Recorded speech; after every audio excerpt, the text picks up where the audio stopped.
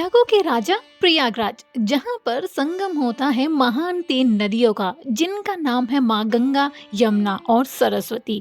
और आज मैं भी निकल पड़ी हूँ इसी दिव्य स्थान के दर्शन के लिए। और आप भी चलना चाहते हैं और करना चाहते हैं इस दिव्य स्थान के दर्शन, तो वीडियो को एंड तक जरूर देखें।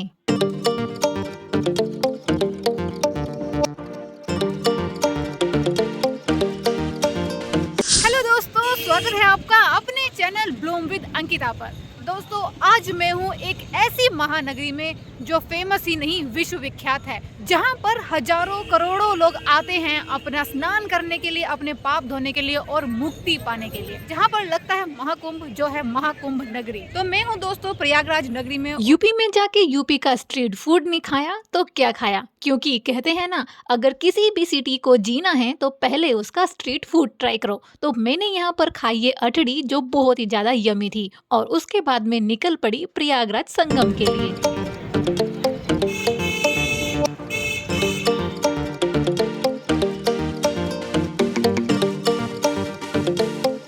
अभी मैं पहुंच चुकी हूँ बिल्कुल वहाँ पर जहाँ पे संगम होना शुरू होता है। यहाँ पे आप देख सकते हैं कि कितने सारे लोग अभी पहुँचे हुए हैं। बहुत ही बड़ी जगह है ये। दोस्तों, अभी हम यहाँ से चल रहे हैं बोट करके, जहाँ पर हो रहा है संगम, वहाँ के हम दर्शन करने चलते हैं, क्योंकि यहाँ से वो संगम नज़र नहीं आता। हमें वहाँ बीचों बीच जाना होता है संगम के दर्शन करने के लिए। तो अभी हम यहाँ से बोट करेंगे। प्रयागराज उत्तर प्रदेश राज्य का एक शहर है, जिसको हम इलाहाबाद के नाम से भी जानते हैं। और ये ऐसी मान्यता है कि जब श्री ब्रह्मा जी ने पृथ्वी पर दुनिया बसाई थी, तब उन्होंने यहीं से शुरुआत की थी और वो यहीं पर आए थे।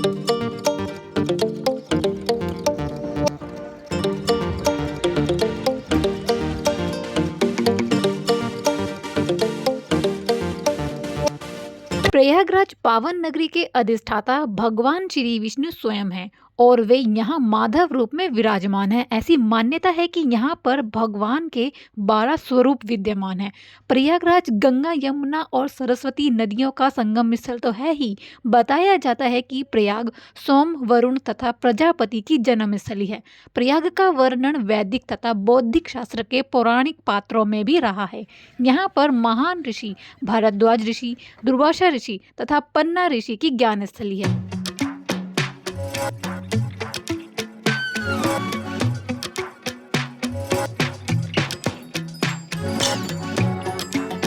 यहाँ पर दोस्तों हम पहुँच चुके हैं उस स्थान पर जहाँ माँ गंगा, यमुना और सरस्वती का संगम देखने के लिए मिलता है। एक तरफ आप देखेंगे जहाँ है माँ गंगा, जो बहुत ही ज़्यादा तीव्र और बहुत ही ज़्यादा चंचल है।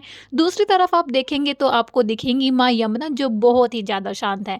तीसरी यहाँ पे जो माँ सरस्वती है, उनका गुप्त संगम है, वो यहाँ पे दिखाई नहीं देती हैं, लेकिन वो गुप्त तरीके से यहाँ पे उनका संगम होता है।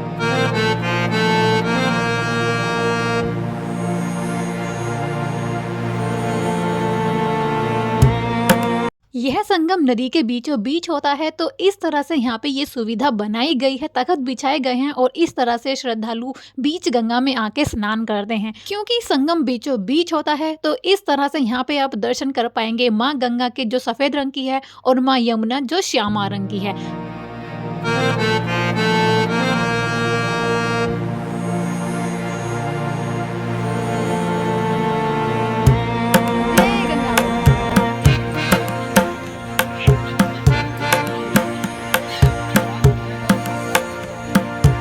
नाव की सवारी करके बड़ा ही आनंद आया और बहुत ही अच्छा लगा दिल को।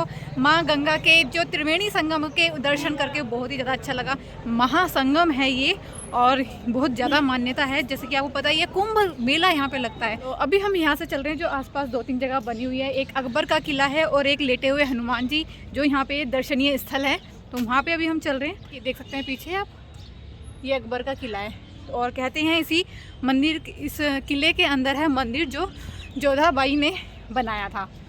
और यहाँ पे देख सकते हैं आप कि इस अकबर के किले को अब रिनोवेट किया जा रहा है, यानी कि इसको टूरिस्ट प्लेस बनाया जा रहा है, और काफ़ी लोग यहाँ पे अब आ भी रहे हैं, आप देख सकते हैं। तो दोस्तों, इसको एज अ मेमोरी रखा हुआ है, और काफ़ी लोग आते भी हैं देखने के लिए, लेकिन यहाँ पर फ़ोन वगैरह और वीडियो वगैरह बिल्कुल भी अलाउ नहीं है। तो यहाँ पे मैंने सिर्फ बाहर से ही रिकॉर्ड किया है।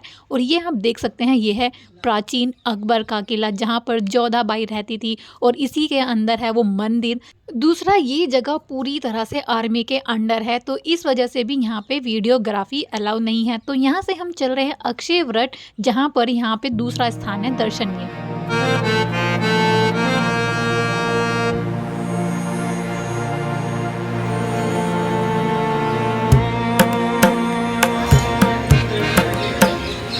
अभी हम आगे हैं वहाँ पे जहाँ पे अक्षय वट है, और यहाँ की मान्यता मुझे भी नहीं पता है। तो वो यहाँ पे एक ये बोर्ड लगा हुआ है, उस पर मैं आपको दिखाती हूँ। यहाँ पे आप पढ़ सकते हैं कि अक्षय वट साक्षात श्री हरि विष्णु के रूप में है।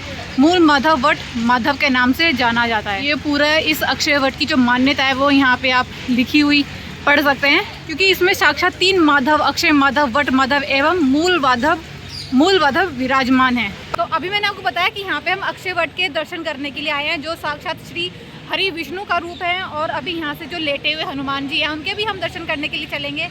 तो पहले मैं आपको यहाँ पे जो अक्षय वट है उसके दर्शन करा देती हूँ। तो हर जगह यहाँ पे आप देखिए अक्षय वट मंदिर का प्रमाणित इतिहास यहाँ पे लिखा हुआ है। अस्त्रागार के उत्तरी दीवार के निकट ही प्राचीन तथा प्रसिद्ध पतालपुरी मंदिर है, जिसमें किले के पूर्वी द्वार से पहुँचा जाता है। और जैसा कि नाम से ही संकेत मिलता है, यह मंदिर भूमि के नीचे है। सन 644 ईस्वी में चीनी यात्री हैंसोंग यहाँ आया था। तो ये पूरा इतिहास यहाँ पे लिखा हुआ है, वो आप पढ़ सकते हैं। तो यहाँ से अभी हम चल रहे हैं जो श्री अक्षय वट मंदिर, पतालपुरी किला, प्रयागराज। तो यहाँ पे हम चल रहे हैं अंदर, और यहाँ के अंदर के हम दर्शन कराते हैं। यहाँ मंदिर में प्रवेश करते ही हमें मिलते हैं युधिष्ठिर जी, और इस तरह से ये पूरा जो किला है ये बहुत ही प्राचीन है। और ये जो आप आले देख रहे हैं इसमें दिए जलाए जाते हैं, और यह पूरा मंदिर मूर्तियों से और भगवान की प्रतिमाओं से भरा हुआ है। यहाँ पे आपको हर तरह की प्रतिमा और हर तरह के भगवान दिखेंगे, जिसे पतालपुरी मंदिर के नाम से जाना जाता है। यहाँ मैं आपको दर्शन कराती हूँ भगवान, ये है अर्धनारेश्वर। आगे मिलेंगे आपको दुर्वासा ऋषि, और इसी तरह से काफी सारे यहाँ पे मूर्ति बने हुए हैं। ये है वाल्मीकि ऋषि, और आगे ही आ जाता है हमारा ये अक्षय वट, जिसे बताया जा रहा है कि 4 युग से ये जो पेड़ है ये यहाँ पर विराजमान है। और यहीं पर है हमारे त्रिदेव ब्रह्मा, विष्णु और महेश, और ये है इसकी मूल जड़। तो यहाँ पे हमने इनके दर्शन करे, और बहुत ही ज़्यादा प्राचीन है ये पेड़। और आगे चलकर हमें प्रतिमाओं के दर्शन होते हैं, जो अन्य भगवानों की प्रतिमाएं हैं। यहाँ पर बहुत ही प्राचीन ये मंदिर है। यहाँ पर है ये शिवलिंग,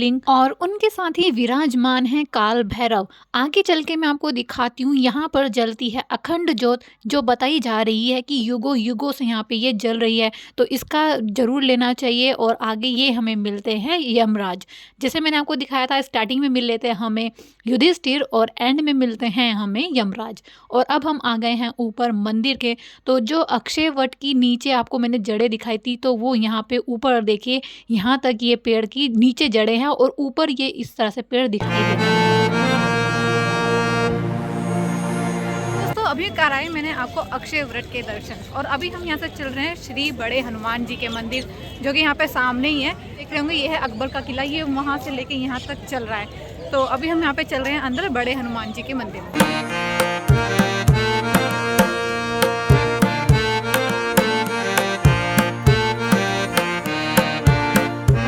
दोस्तों यहाँ पे आप दर्शन कर पाएंगे श्री हनुमान जी के अनोखे रूप के दर्शन, क्योंकि यहाँ पे जो श्री हनुमान जी हैं वो विराजमान हैं अपने लेटे हुए रूप में।